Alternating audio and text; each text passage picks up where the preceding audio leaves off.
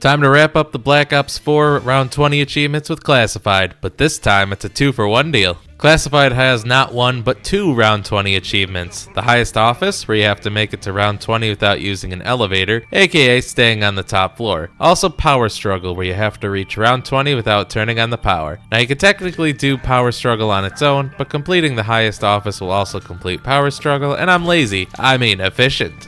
It's a Black Ops 4 video, so you already know what gun I spawned in with. Seriously, go watch any BO4 video on YouTube, and you'll see the strife with the operator mod in just about every one. Is it the best starting pistol in Zombies history? Possibly. Maybe the 9mm SAP or 1911 from World War II or the GS45 from BO6 challenge it. Bet a lot of people would say the Mauser on Origins, which might be valid when you pack a punch it. But in terms of the base form, you can't really beat the strife with the operator mod. The first couple rounds were spent punching zombies in the face with my gun before moving into the main offices. Thankfully this game I was blessed with the mystery box being in this room, since I'd be training here. Unlike 9 where you get a free pack-a-punched gun, and Blood of the Dead where you can get the mystery box, it's not mandatory since you have a good wall weapon in the BO4 XKG. I'd say the mystery box is essential to complete the highest office. If I were just doing Power Struggle, I could run around the war room lower level with the ICR-7, but up here the wall weapons aren't great. There's the Strife, Essex,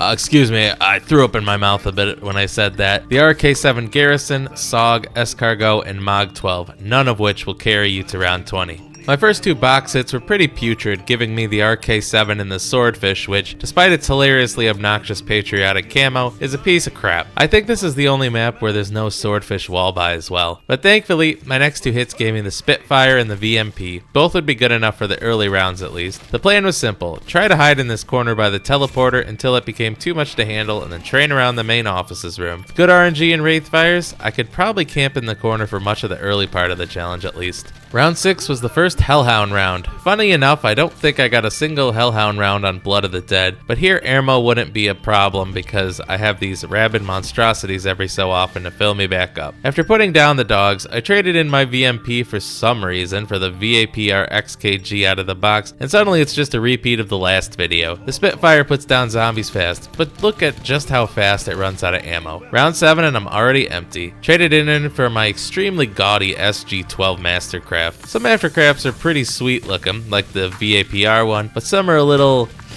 yeah. At least the gun is amazing. My thoughts on Classified have evolved the most of any map on Black Ops 4. Originally, I hated it with a burning passion. Not because of the difficulty, because honestly, it's not a hard map. You can have power and pack-a-punch on round 1 if you do the 50 Nova Crawler Easter egg, for example, but it's due to my love of 5. I played 5 every night with the girl who'd become my wife back in BO1's day, so naturally I had a lot of strong feelings, so to see that the bonus map for buying the Season Pass was a reimagining of 5, you can imagine how excited I was. I was greeted with the 5 crew being replaced with the Ultimus and the Pentagon Thief being replaced by dogs. It actually even soured me in the Ultimus crew themselves for a good while. I even would put Classified as my least favorite map without having even really given Alpha Omega or Tag der Toten a chance. Now, I'd say it's debatably the best Ether map in Black Ops 4 these days, and it's a great way to get contracts done. Any weapon challenge except maybe tac rifle kills, vermin kills thanks to all the Hellhound spawns, and anything related to the shield works perfectly on this map. I love the way the SG-12 sounds. It's this big boom every time you squeeze the trigger, and it packs the power to boot, unlike something like the BO4 1911, which sounded like you were firing cannonballs, but it was just a starting pistol. It also one-shots the zombies for most of the challenge, and even when it turns to 2 shots, the rate of fire is fast enough where it doesn't cost you. Having 14 shots before reloading also helps. It's like the Fallout combat shotgun, though I'd kill for some explosive rounds. Fallout 4 settlement tour videos, anyone?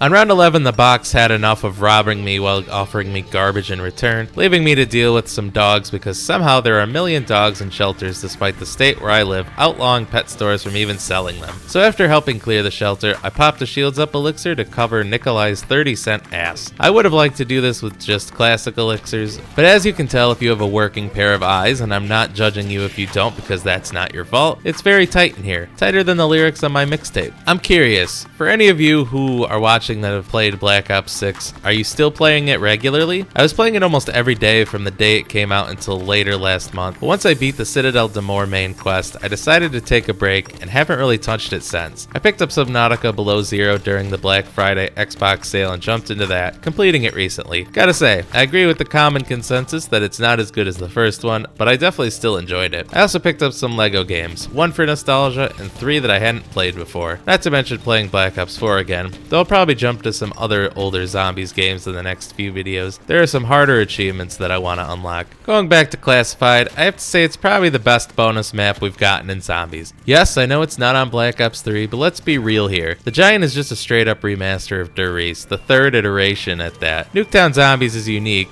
but also not enjoyable, with the single worst mystery box RNG I've ever seen in all my years of playing. Classified improves on the original while adding secrets and tweaking the gameplay, even if it does take the 5 crew and Pentagon Thief away. On round 14, I was blessed with a fire sale, which was a sight for my 4 sore eyes. There are 2 box locations nearby, one in the room I'm training in and one in the hallway by the elevator. The first hit gave me the Cap 45, which just it's better here than BO2 for sure, but that's like saying getting stung by a paper wasp is better than getting stung by one of those murder hornets. But the second hit gave me the Stingray S6. Let me tell you something about the Stingray. Top 5 weapon in BO4 Zombies, especially when you get the Fletchet Burst Operator mod. Every bullet now explodes on impact, which completely bops zombies and even Blightfathers on Chaos maps. In fact, when I watch No Hellion Salvo runs of main quests, it's usually this gun that the player is using. Round 16 gifted me an insta-kill, but unfortunately it was also a dog round. Nevertheless, I did temporal gift shots to abuse it. Temporal gift extends how long your drops are effective for and even how long they stay on the ground for, so an extra long insta-kill sounded just fine to me. The insta-kill Wraith Fire combo is one of the best combos I can think of. Reminds me of the flamethrower insta-kill combo from World at War. Round 17 started getting a little too hectic for me to just sit in the corner, so it ended up being a more katana-heavy round. Thankfully, at the start of 18, I had a nuke that I could hold off on grabbing thanks to my temporal, allowing me to vaporize more zombies and dogs and get through the round quicker. This SG-12 Masterclass just looks stupid shimmering like this when I have a Wraith Fire especially. It's like I accidentally played Raven the Redwoods instead of Classified. Things are going extremely smoothly this challenge. Well, I thought this was going to be the hardest challenge yet due to the crappy wall guns and the tight training spaces. Thanks to the mystery box and the fire sale, I managed it without much issue. I'd put these 2 achievements in the middle of the pack in terms of round 20 challenges. 9 and Blood of the Dead are definitely easier, while Alpha, Omega, and especially Ancient Evil are far harder. Seriously, go check out those videos. I failed the Ancient Evil one somewhere in the mid-20s amount of times before succeeding. Round 19 was the final round and the only thing standing between me and victory, but I had a full power specialist sitting there on the ground for me. Thankfully, temporal gift lasts an embarrassing amount of time, so I could just let it sit there while I abused the Path of Sorrows. It was just my luck that I had reached level 2 on the sword, and I was able to do the dash attack, which sped things up. I killed the last zombie and unlocked both achievements, 2 for the price of 1 and even flawless. Thanks so much for watching this video, and if there's something else you'd like to see, go ahead and comment below.